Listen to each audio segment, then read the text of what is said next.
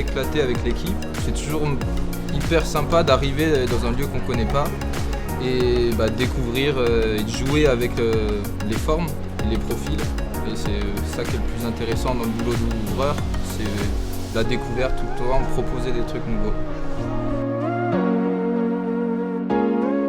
Alors, je m'appelle Sébastien Scarnato, donc mon rôle habituel dans la salle, je suis le chef ouvreur, donc c'est moi qui gère en fait toute la partie vraiment escalade, les ouvertures en particulier, mais toute la gestion qui va autour des ouvertures, c'est-à-dire l'entretien du mur, à quel moment on démonte un secteur, le renouvellement des blocs, c'est moi qui gère les autres ouvreurs en fait, etc.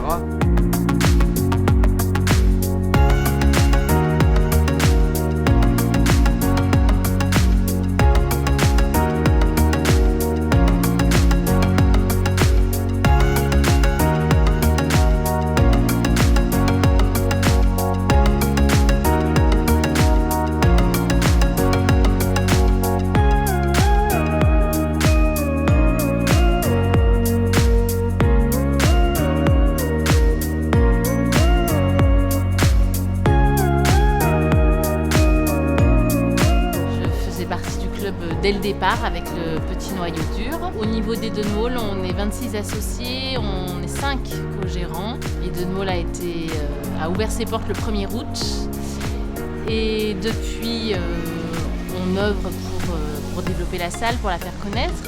Et c'est vrai que par rapport au championnat, Edenwall on l'a vraiment conçu pour accueillir de la compétition. Ça faisait vraiment partie de notre volonté et du coup toute la SAE a été dessinée pour pouvoir accueillir de la compétition. Le mur est de niveau international et la salle peut accueillir des compétitions nationales.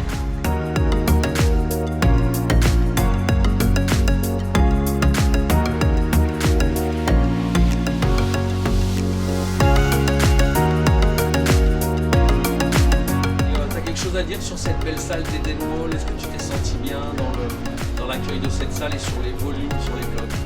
Franchement, ouais, elle est super grande, elle est géniale.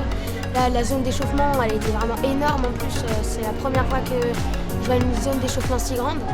Et puis même les blocs, ils étaient super bien ouverts. L'ambiance, elle était géniale. Franchement, ouais, elle est top. Vous êtes prêts, messieurs, dames, pour les finales de la Coupe du Monde là? Allez, applaudissements pour les juniors filles. Je suis du club Escarade Voiron Alpinisme. J'ai été pris au pôle espoir de Voiron il y a 2 ans. On est beaucoup à pouvoir prétendre à une finale et fallait bien grimper. Pour moi, c'est la première fois que je suis champion de France. J'ai jamais gagné de Coupe de France, j'ai toujours fait des podiums mais jamais premier. Et là, premier à cette compétition, c'était un peu un rêve. Les prochaines compétitions, ça va être les Coupes d'Europe, essayer d'aller au championnat d'Europe et puis championnat du monde. Et on verra après ce que ça donne. Là, justement, la difficulté, c'est d'être sûr qu'ils soient bien encadrés, qu'ils aient des entraîneurs avec eux, parce que en fait, l'expérience jusqu'à présent a montré que quand on était très fort en minime, c'était difficile de basculer derrière, pour plusieurs raisons.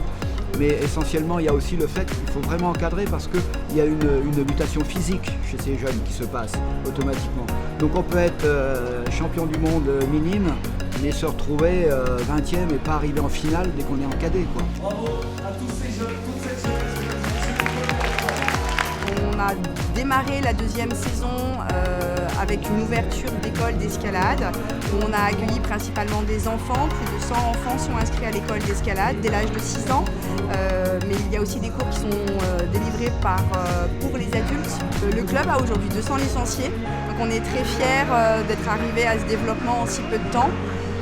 On a vraiment pour objectif de développer un pôle compétition avec tout de même le maintien d'un pôle loisir. C'est très important pour nous de garder cet aspect-là aussi.